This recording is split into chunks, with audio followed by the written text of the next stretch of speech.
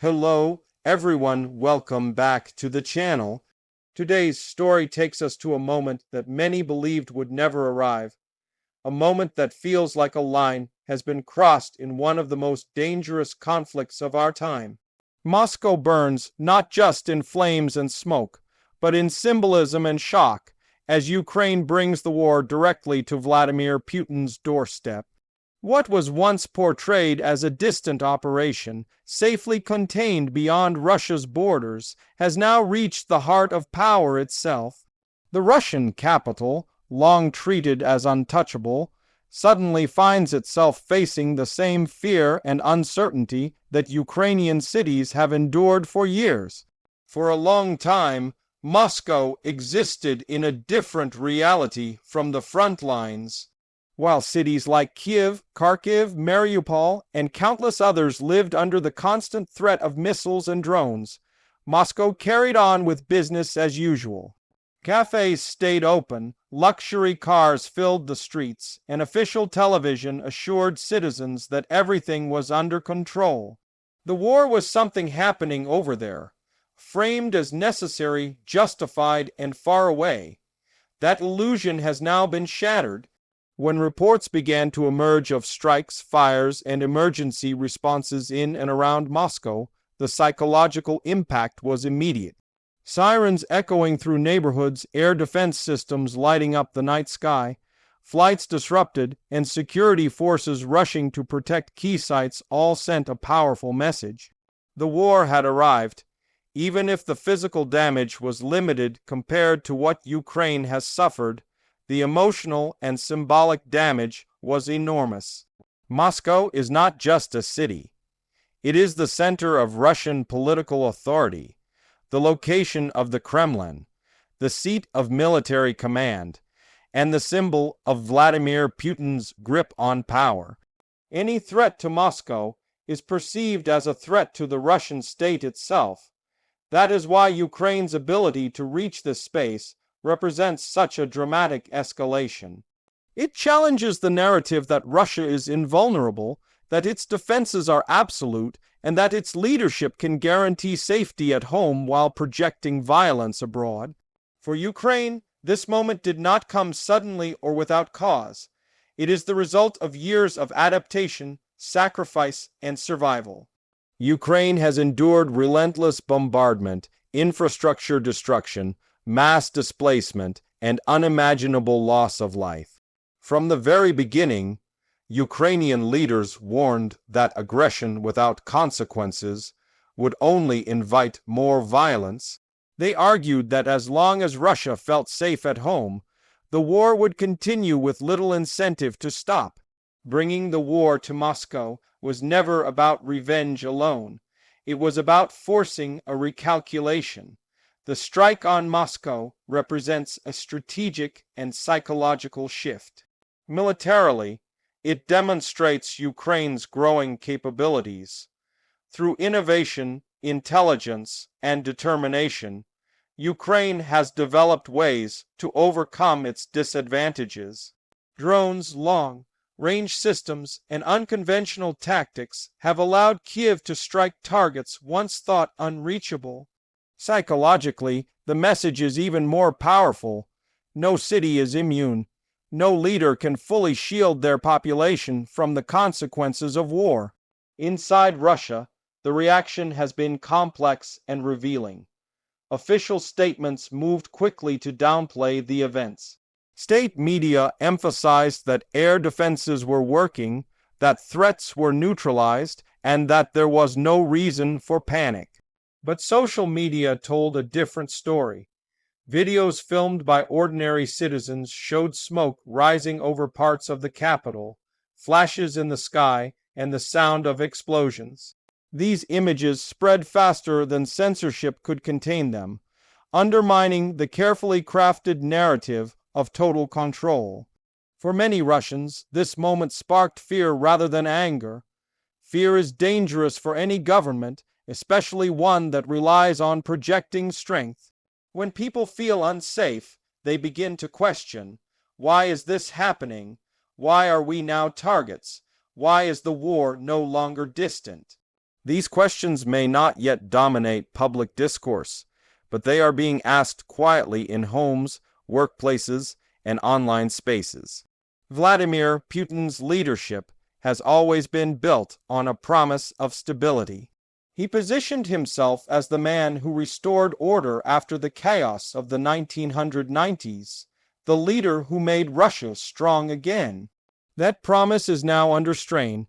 A burning Moscow, even symbolically, contradicts the image of absolute control.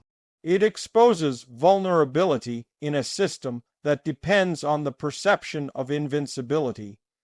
The Kremlin now faces a dilemma. On one hand, it may choose to escalate further, intensifying attacks on Ukraine in an attempt to reassert dominance and deter future strikes. On the other hand, escalation carries risks. Each new attack deepens international isolation, strains resources, and increases the chance of unpredictable outcomes. Striking back harder may satisfy hardliners, but it does not erase the fact that Moscow was reached.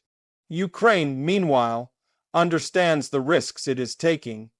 Striking Moscow is not without danger.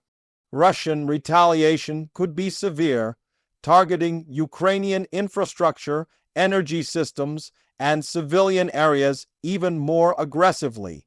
But from Kiev's perspective, restraint has not spared them from suffering. Ukrainian cities have been bombed relentlessly regardless of how cautiously Ukraine acted.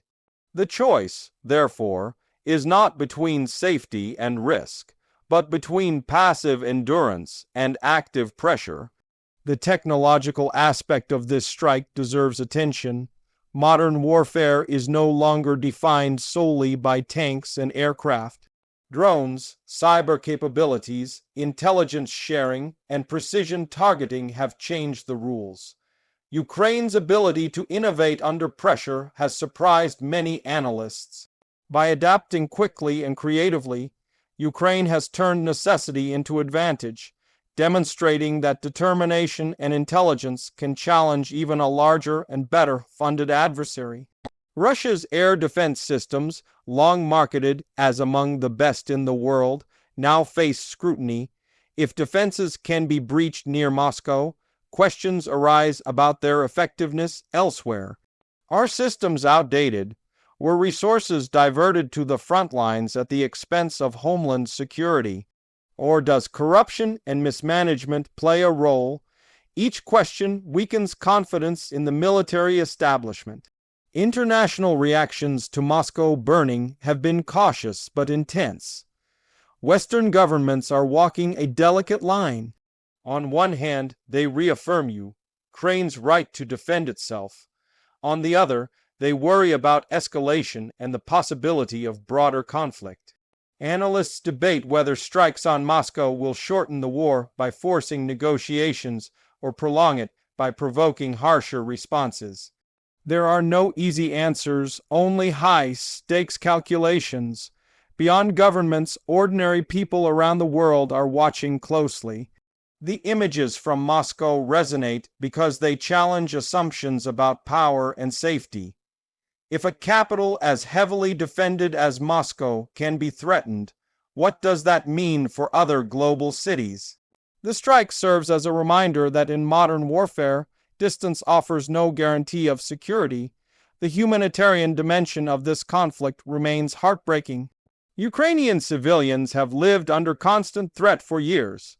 Schools, hospitals, and homes have been destroyed. Families have been torn apart. Now, Russian civilians are experiencing a glimpse of that fear. While responsibility for the war lies with political leaders, it is ordinary people who pay the price. This shared suffering underscores the urgency of finding a path toward peace, even if that path seems distant. Inside Russia, elite circles are likely reassessing their positions. Wealthy individuals, business leaders, and regional officials supported the war as long as it did not threaten their personal safety and assets. A vulnerable Moscow changes the equation. Even quiet doubt among elites can have long, term consequences for a system built on loyalty and fear. Media control is another battlefield. The Kremlin has invested heavily in shaping narratives, both domestically and internationally. But the digital age makes total control impossible. Every smartphone becomes a potential witness. Every video shared chips away at official messaging.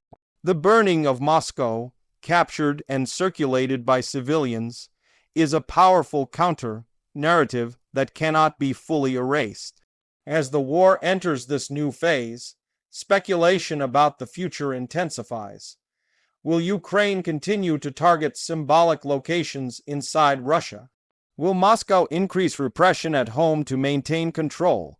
Could this shock push both sides toward negotiations, or will it harden positions further? History suggests that moments like this often mark turning points, but the direction of that turn is never guaranteed. For Putin, the phrase "bringing the war home" is deeply unsettling. Authoritarian systems are designed to project violence outward while maintaining calm at the center. When that balance breaks, instability follows. Managing fear at home is far more difficult than projecting power abroad.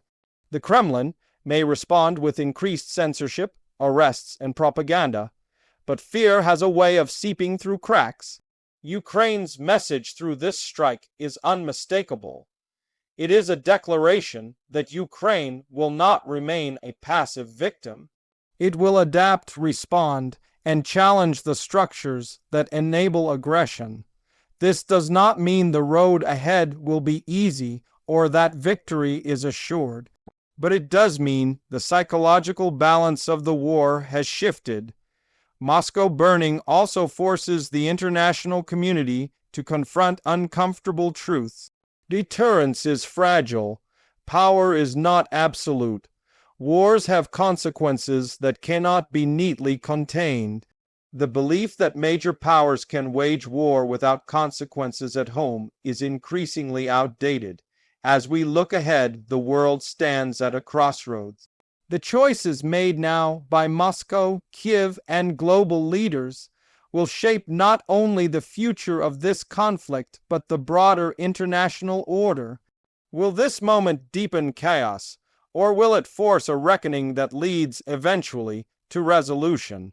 One thing is certain: Moscow burning as Ukraine brings the war to Putin's doorstep is more than a dramatic headline. It is a symbol of a war that has entered a new and unpredictable chapter. The illusion of untouchable power has been shattered, and once shattered, it cannot easily be rebuilt. Thank you for staying with us through this in-depth discussion. If you found this analysis valuable, don't forget to like, share, and subscribe to the channel for more updates and deep dives as this story continues to unfold. Stay informed, stay aware, and we'll see you in the next video.